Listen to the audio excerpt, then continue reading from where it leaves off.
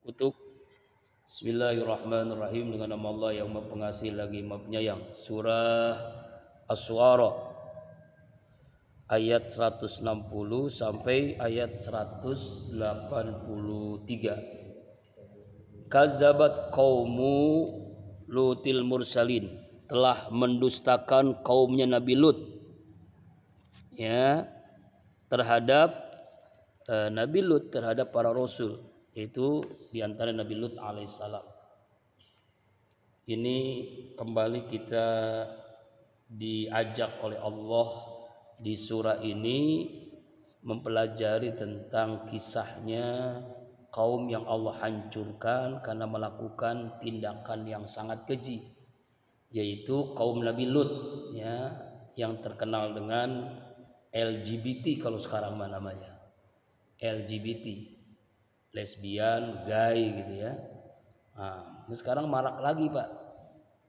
Ya, bahkan ada undang-undang misalnya negara tetangga kita tuh di Thailand menetapkan jadi laki-laki kalau suka dengan laki-laki, perempuan kalau suka dengan perempuan, disahkan oleh negara dinikahkan Pak. Astagfirullahaladzim. Nah ini kan sudah kacaunya luar biasa ya. Ya artinya sudah kembali lagi ke zamannya Nabi Lut. Bagaimana Allah hancurkan. Itu di Thailand undang-undang. Di negara-negara lain, apalagi negara-negara barat Eropa kan, Jerman misalnya. Bahkan yang paling parah tuh ya, banyak orang Indonesia menjadi tanda kutip istri daripada orang Jerman. Dia laki-laki Pak, jadi istrinya gitu. Astagfirullahaladzim. Astagfirullahaladzim. Dan terang-terangan itu. Coba aja lihat di YouTube ya. Jadi banyak orang Indonesia laki-laki kawin dengan laki-laki orang Jerman. Astagfirullahaladzim. Ya jadi gimana ya? Astagfirullahaladzim. Sedotan WC. Ingat kaum Nabi Lut itu sedotan WC. Bencong ya, itu kan begitu kan Pak. Ya. Kaum Nabi Lut mursalin. Apa yang mereka mendustakan? Iz qala lahum akhuhun Lutun ala tattaqun. Ketika Nabi Lut berkata kepada mereka, akhuhum, saudara mereka Lutun Nabi Lut, ala tattaqun, tidaklah kalian takut kepada Allah. Ya. Akhuhum ini saudaranya Nabi Ibrahim. Jadi Nabi Lut ini Pak, ini masih keponakan Nabi Ibrahim. Nabi Lut itu nama aslinya adalah Lut ibnu Haron ibnu Hajar. Jadi beliau keponakan Nabi Ibrahim. Jadi kalau Nabi Ibrahim Allah utus di Mekah, ya kan, di Palestina, ya di Palestina lalu ke Mekah. Awalnya di Palestina dulu. Kalau Nabi Lut ini di Sodom,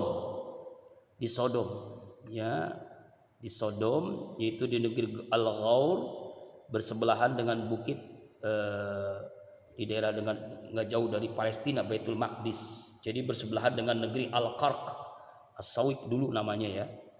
Daerah sana Pak, Sodom namanya, Sodom. Makanya atau Sodom. Makanya orang yang melakukan lesbian, melakukan homoseksual itu sodomi ya. Sodomi. Bayangkan ya, itu binatang saja, contoh babi ya, binatang, anjing, kucing, kalau jantan ketemu jantan ngapain Pak? Berantem. Iya kan? Perempuan bertemu perempuan, betina bertemu betina, berantem. Ini mah malah ya Allah ya Rabbana. Bingung saya, ngapain begitu ya? Laki-laki sama laki-laki, perempuan sama perempuan gitu. Astagfirullahaladzim. Nauzubillah. Inni lakum rasulun amin. Nah ini ungkapan Nabi Lut kepada kaumnya. Sesungguhnya aku ini bagi kalian adalah rasulun amin, seorang rasul amin, yang amanah, yang jujur, yang dipercaya. Saya ini nabi, saya ini rasul.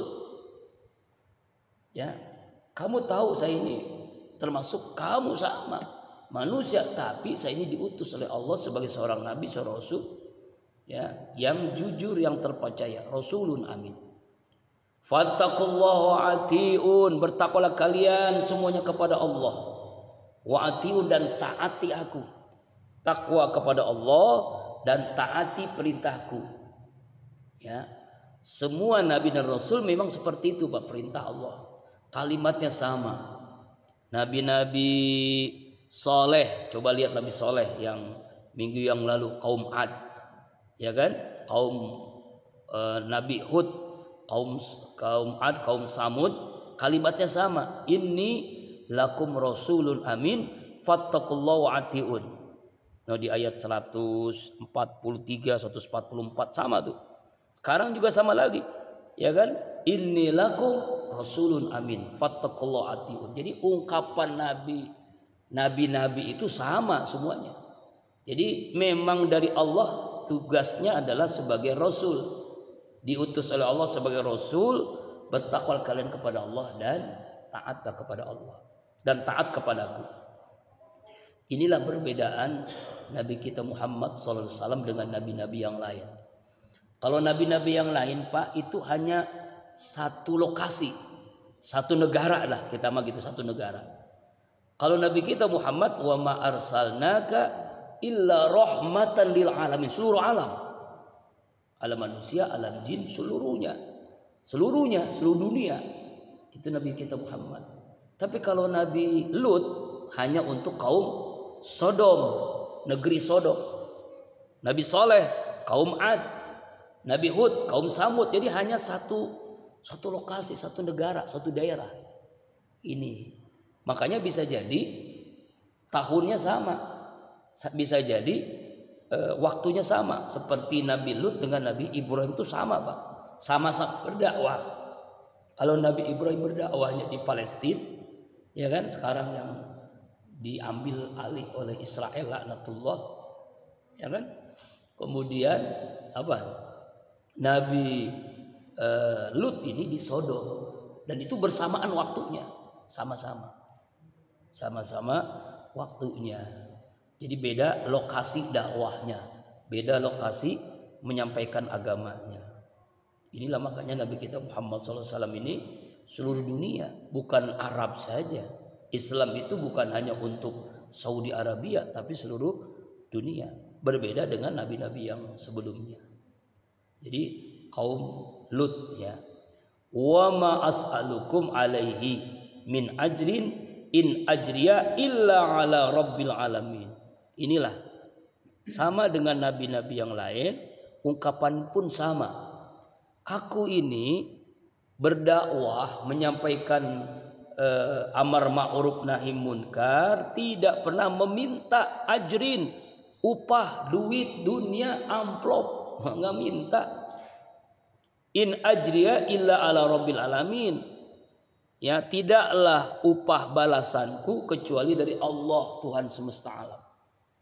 Jadi semua nabi itu berdakwah Pak, bukan karena duit, bukan karena amplop, bukan karena harta, bukan karena dunia, tapi benar-benar mencari balasan dari Allah, yaitu ridho Allah dan surganya Allah. Ini harus disampaikan kepada para ulama, para ustadz, para kiai, para habaib, para ajengan, bahwa tugas dakwah itu bukan cari dunia. Tugas amar ma'ruf nahi munkar bukan cari duit. Ini harus diingat nih. Harus diluruskan niatnya. Ya, tapi ketika dapat amplop, dapat duit, dapat dunia, itu kan bukan kita minta. Bukan kita minta. Kalau bukan minta, Rasulullah itu menerima hadiah. Dulu ada sahabat Rasulullah SAW. Bingung dia. Waktu itu dia datang ke sebuah kampung gitu. Ya, dia mampir ya ke kampung itu karena dia musafir dalam perjalanan. Lalu orang kampung itu awalnya tidak mengasih.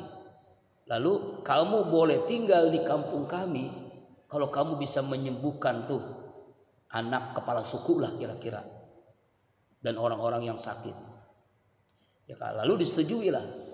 Lalu dibacakan ayat Al-Quran oleh sahabat Rasulullah di zaman Nabi nih Pak, Rasulullah SAW. Dibacakan ayat ruqyah, itu namanya ruqyah. Nah setelah itu senang banget, sembuh tuh. Anak kepala sukunya sembuh, orang-orang itu sembuh, sehat walafiat seperti sedia kala. Saking senangnya, ada yang ngasih kambing, ada yang ngasih onta lah kira-kira gitu ya, ngasih duit lah kalau kita ngasih dunia. Kalau kambing harganya berapa tuh?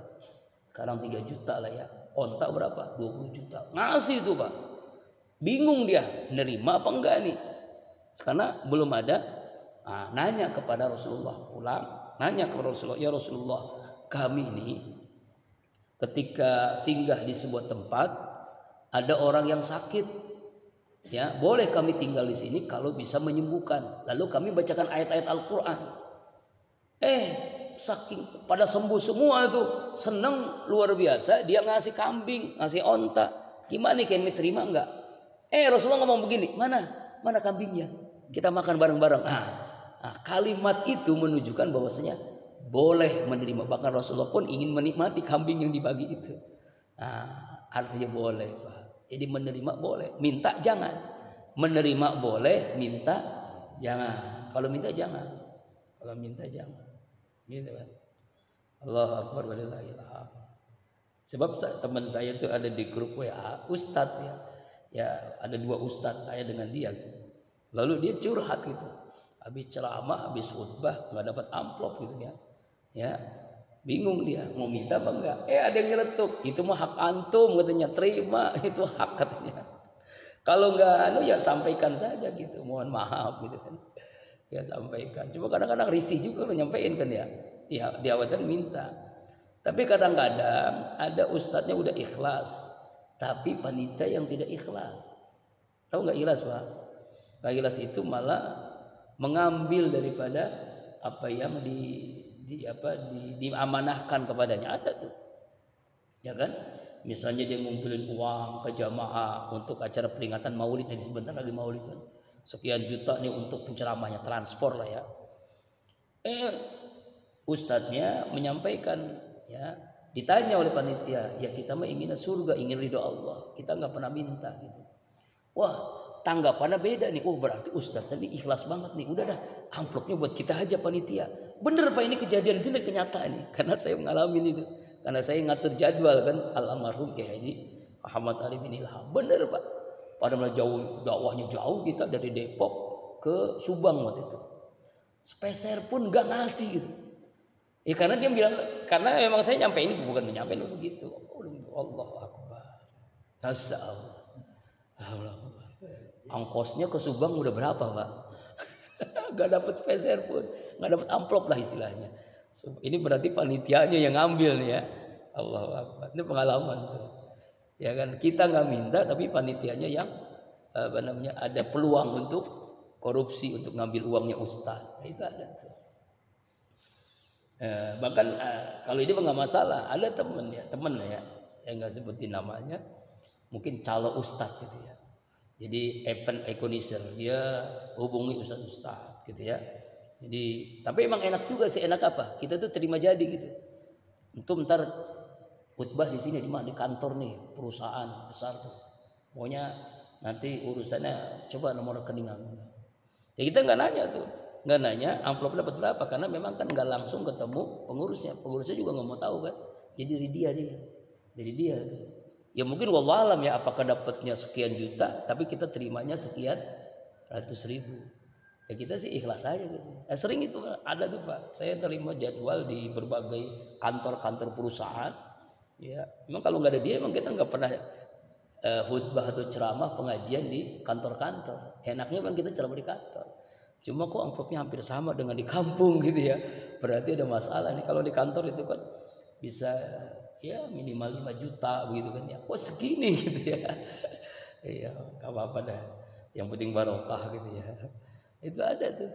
Ada namanya, ada seorang. Jadi EO dia. Tapi memang lobbynya pinter dia. Jadi dia datang ke kantor-kantor, ke perusahaan-perusahaan, ya dia ngirim-ngirim, mau ini ustadz-ustadz nama-namanya nih, udah ini gitu kan. Dia gitu. Ada juga itu. Nah, ini di zaman sekarang. Nah, seluruh nabi dalam dakwah tidak pernah meminta. Ya, tidak pernah meminta min ajrin.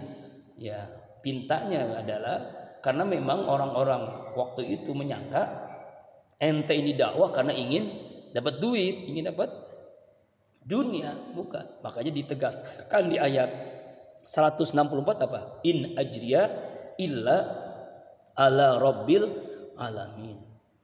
Balasanku, upahku adalah dari Allah, Tuhan semesta alam. Ridha Allah, surga Allah. At-ta'tuna zukrana minal alamin. Ya. Mengapa? Ini bentuknya istifham. Mengapa kalian hai kaumku ya suka senang menggauli datangi zukrona, kaum laki-laki minal alamin, dari semesta alam. Jadi kenapa kalian ini kok sukanya, nafsunya itu berhubungan dengan sesama jenis laki-laki? Ya, padahal wanita-wanita di Sodom itu cantik-cantik, nggak ada yang tertarik dia. Akhirnya karena laki-lakinya suka dengan laki-laki, perempuannya kan akhirnya bingung dia nggak disukai sama dia gitu. Akhirnya dia sukanya juga sama jenisnya juga gitu. Nah inilah, nauzubillahi min zalik. Kenapa kalian melakukan itu? Dan perbuatan kalian adalah watazaruna ma khalaqalakum rabbukum min azwajikum bal antum qaumun adun. Kalian meninggalkan apa yang Allah telah ciptakan bagi kalian, Tuhan kalian, min azwajikum, dari istri-istri kalian.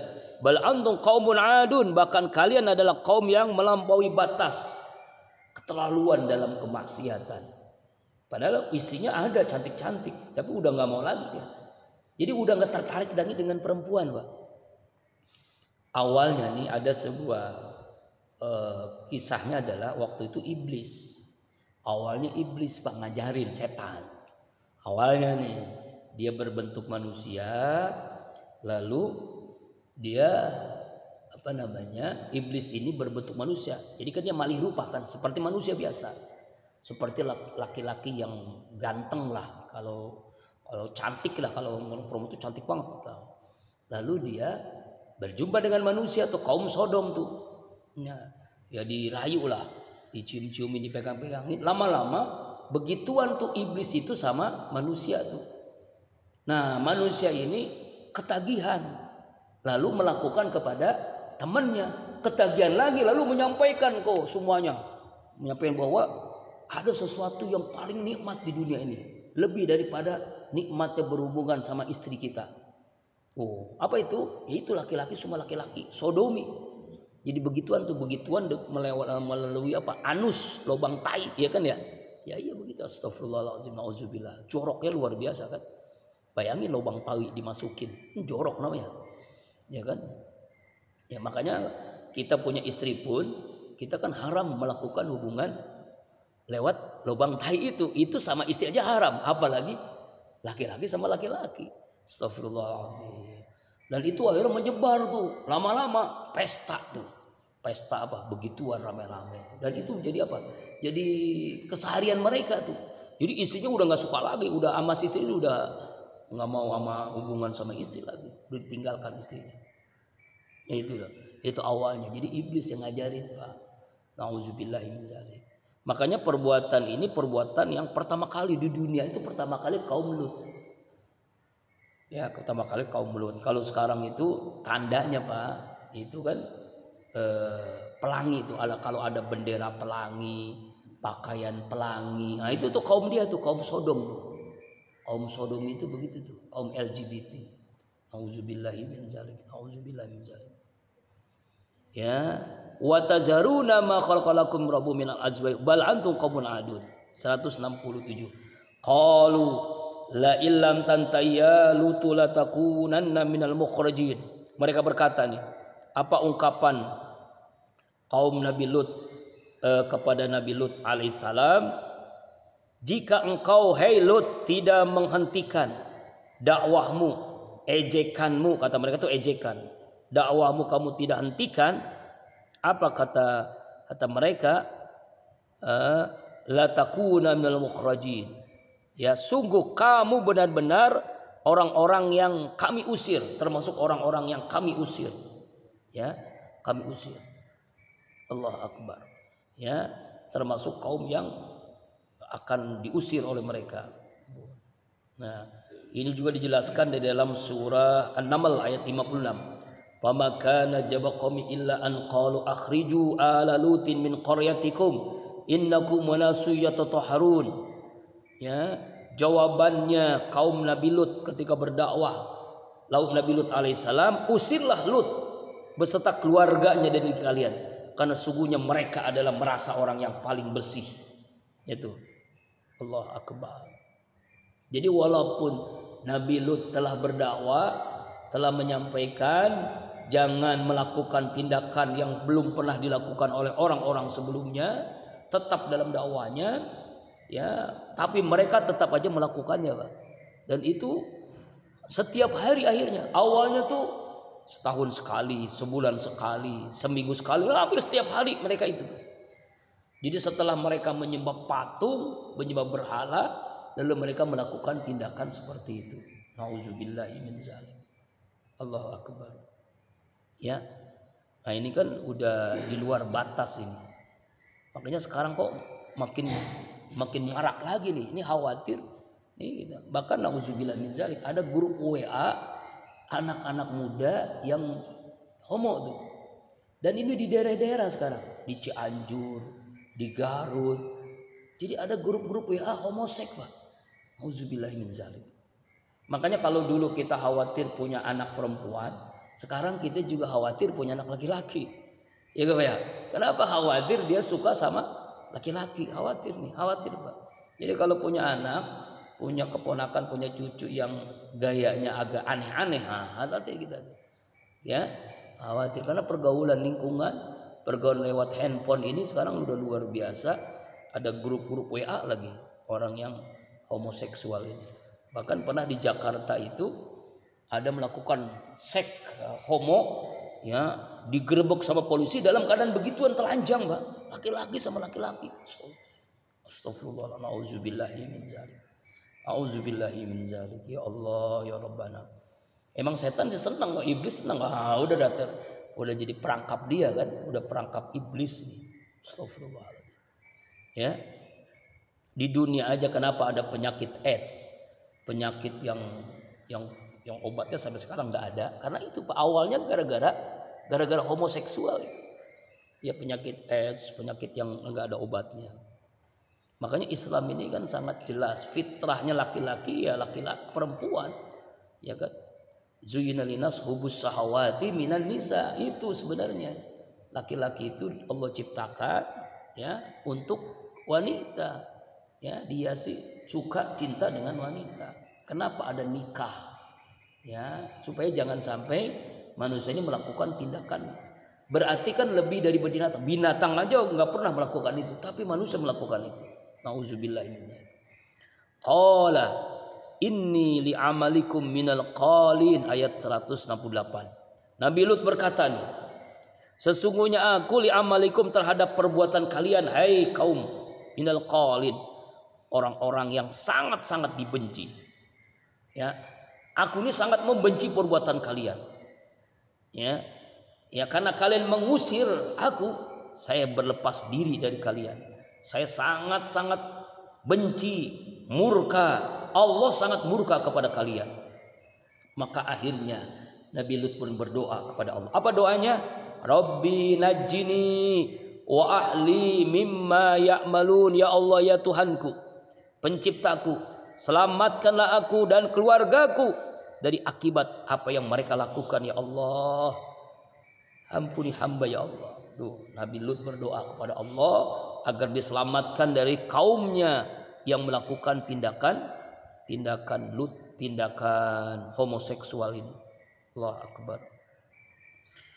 Lalu apa kata Allah? Fanajainahu wa ahlahu ajma'in. Lalu kami Allah selamatkan Nabi Lut dan keluarga seluruhnya. Seluruh keluarganya selamat. Illa ini pengecualian. Illa ajuzan fil ghabirin, kecuali wanita tua. Siapa ini? Istrinya Nabi Lut alaihissalam. Fil ghabirin, termasuk orang yang dihancurkan, dibinasakan oleh Allah subhanahu wa ta'ala. Nabi Lut ini, istrinya ini sudah tua sebenarnya. Makanya ajuz ini wanita, nenek-nenek udah tua. Bukan perempuan yang masih muda, bukan. Tapi wataknya jahatnya luar biasa. Suatu saat malaikat dengan bentuknya manusia, laki-laki ganteng. Jadi laki-laki ganteng, malaikat ini. Lalu datang ke rumah Nabi Lut, ditemui oleh istrinya. Istrinya ketemu, wah, ini ganteng-ganteng banget nih. Ini kesempatan saya memberitahukan kepada kaum Nabi Lut agar ini pendatang yang di rumah saya ini diperkosa, istilahnya gitu. Karena memang begitu. Jadi nggak suka dengan perempuan, Pak. Sukanya dengan laki-laki. Jadi wanita laki-laki ganteng itu akan diperkosa oleh siapa? Dan dia memberitahukan tuh istrinya Nabi Lut. No, di sana di rumah saya banyak laki-laki ganteng nih. Silahkan kamu perkosa lah gitu kira-kira. Kira-kira begitu. Itu istri Nabi Lut. Dia makanya Pak, ini termasuk orang-orang yang menyetujui LGBT, sama aja nanti Allah hancurkan. Kalau nggak di dunia, di akhirat Allah hancurkan.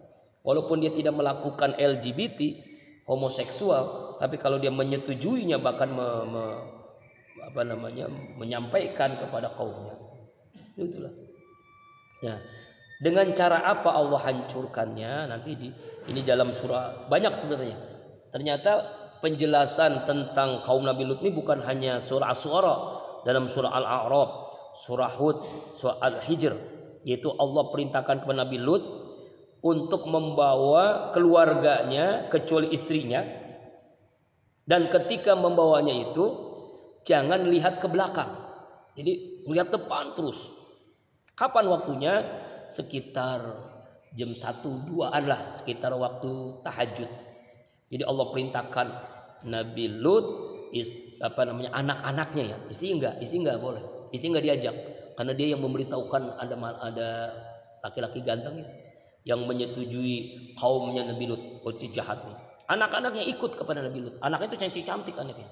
Anaknya Nabi Lut itu cantik-cantik, tapi nggak ada yang mau, nggak ada yang disukai oleh kaum Nabi Lut. Nggak suka dengan perempuan dia, makanya dihijrahkan ke mana? Di sini memang tidak diceritakan. Dalam sebuah ada yang mengatakan ketemu dengan Nabi Ibrahim di Palestina. Ya, nah kemudian apa yang terjadi? Setelah itulah summa dammarnal akhirin, kemudian kami binasakan orang-orang seluruhnya kecuali siapa? Nabi Lut dan anak-anaknya. Wa amtarna alaihim mataran fasa'a matarul munzarin, kami hujani atas mereka mataran dengan batu dari langit. Jadi dari langit itu turun batu, Pak, seperti Allah hancurkan siapa? Pasukan gajah ketika menyerang Ka'bah, Abraha. Seperti Raja Abraha tuh. Jadi ternyata dalam riwayat ada 2 kali Allah turunkan batu dari langit. Pertama kaum Nabi Lut, kedua Abraha dengan pasukan gajahnya yang ingin menghancurkan Ka'bah Baitullah. Ya, mataron fasa'a matarul munzarin. Lalu sangat buruklah hujan batu dari langit. Munzarin itu adalah orang-orang yang diberikan peringatan. Itu batunya, Pak. Batu dari langit itu batu yang terbakar, batu dari neraka. Wah, gimana kira-kira? Batu dari neraka dan itu bertubi-tubi. Mungkin meteor lah kalau sekarang meteor. Dan itu bukan satu batu. Ya, komet, meteor lah, batu dari langit itu turun. Wah, gimana sih ya? Dan itu berapi gitu, ada apinya gitu. Jadi kalau orang semua kena itu mati semua, langsung mati. Ya. Jadi kan Nabi Lut dengan istrinya dengan anak-anaknya sudah hijrah tuh. Jadi kejadiannya nggak ada Nabi Lut. Jadi hanya orang-orang yang, dan itu sedang lagi pesta. Jadi kejadiannya apa? Orang lagi pesta. Pesta apa? Pesta homoseksual. Pesta homoseksual kaum Nabi Lut, lalu Allah turunkan batu-batu dari langit. Inna fi zalika, sesungguhnya yang demikian itulah, la ayatan, tanda-tanda kekuasaan Allah, tanda-tanda kebesaran Allah Subhanahu wa taala. Ya kan? Ya, mukminin bagi orang-orang yang beriman. Bukan hanya itu aja. Dalam surah lain, dalam surah yang dijelaskan sebelumnya, surah Al-Hijr, Al-A'raf, kaum Nabi Lut ini bukan hanya terkena batu dari langit, juga gempa. Di bawahnya gempa, di atas dari langit turun. Lalu mereka lagi sedang telanjang begitu, sedang begituan, ya namanya laki-laki dengan laki-laki gimana sih Pak? Ya begituan gitu, ya, homoseksual. Dan mereka itu enggak mati hancur Pak, enggak mati angus hancur enggak. Mereka menjadi patung seperti kalau kita itu ada cerita maling kundang. Kenalkan cerita maling kundang, ya. Bukan maling ini, bukan maling korupsi, bukan.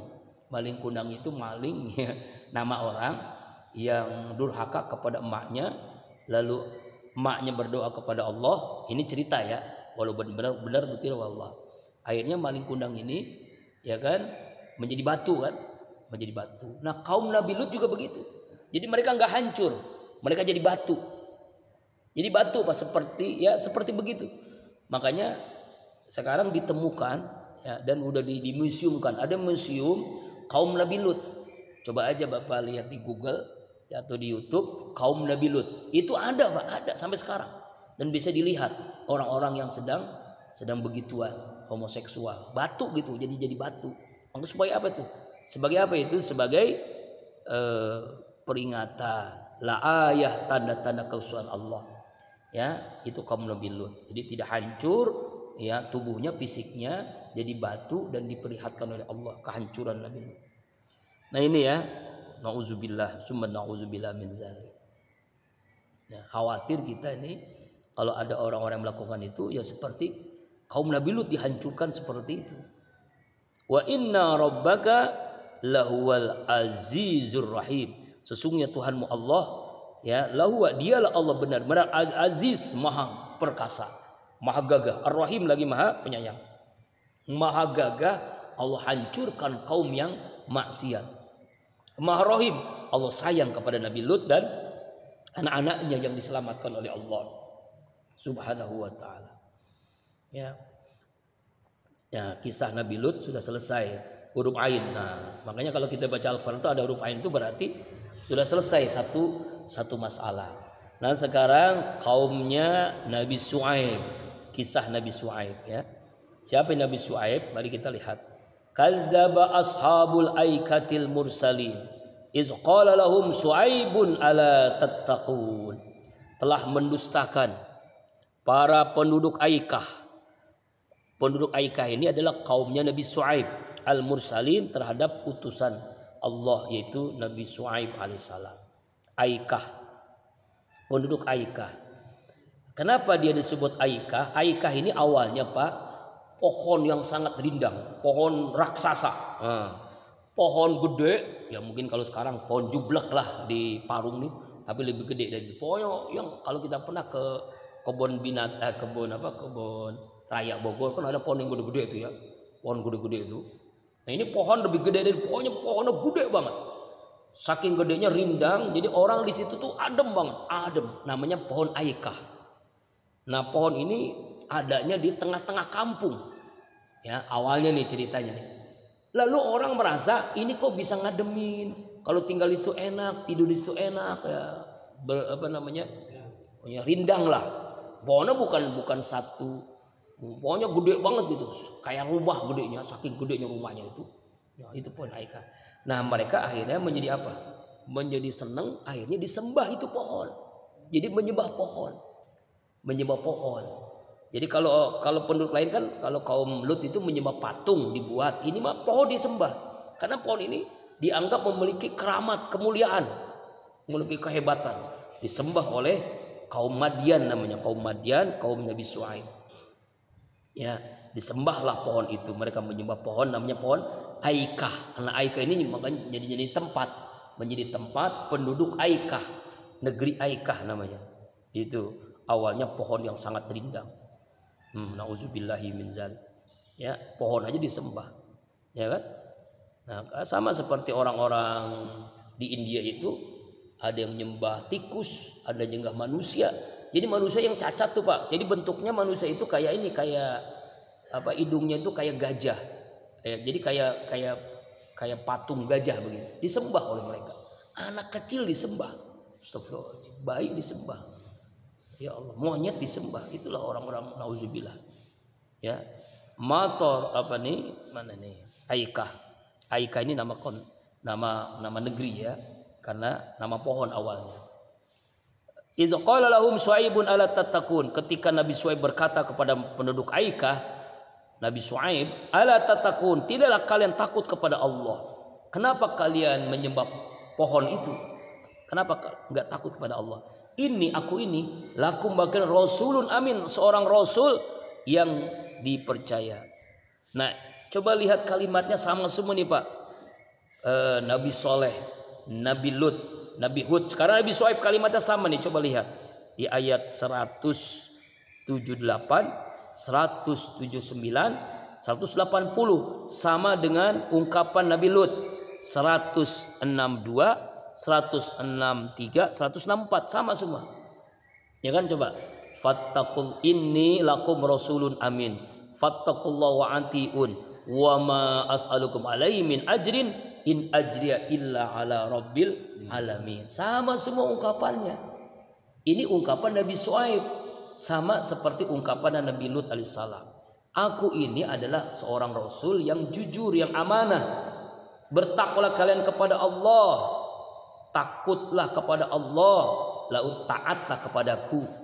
Wa ma as'alukum, tidaklah aku ini meminta kepada kalian upah dunia, duit, harta, kecuali upahku adalah illa ala rabbil alamin, dari Allah Tuhan semesta alam. Ini penduduk Aikah.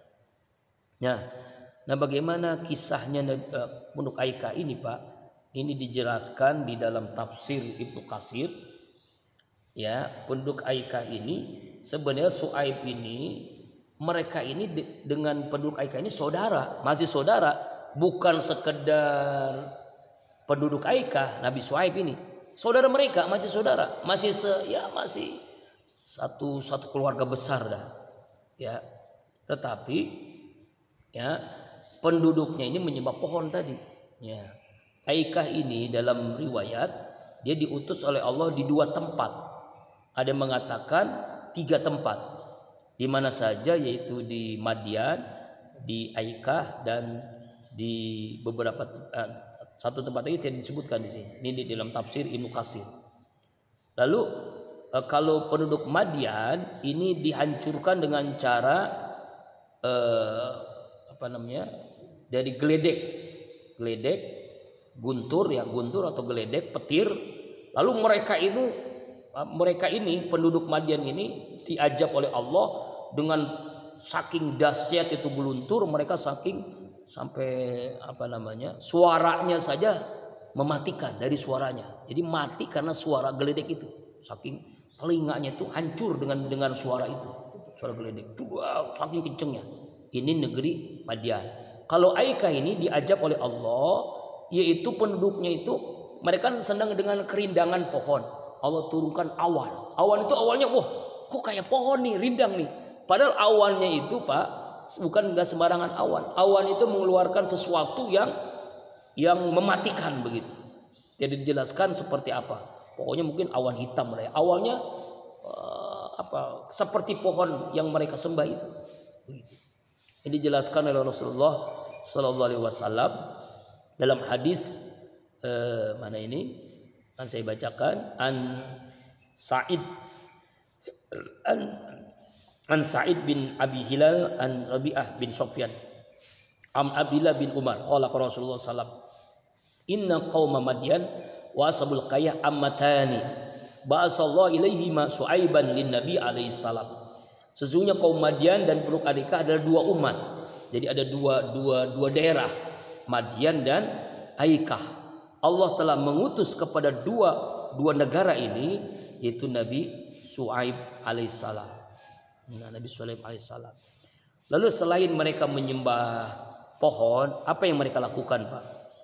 Auful kaila wala takunu minal mukhsirin. Sempurnakanlah timbangan. Jangan kalian orang-orang yang bisa merugikan.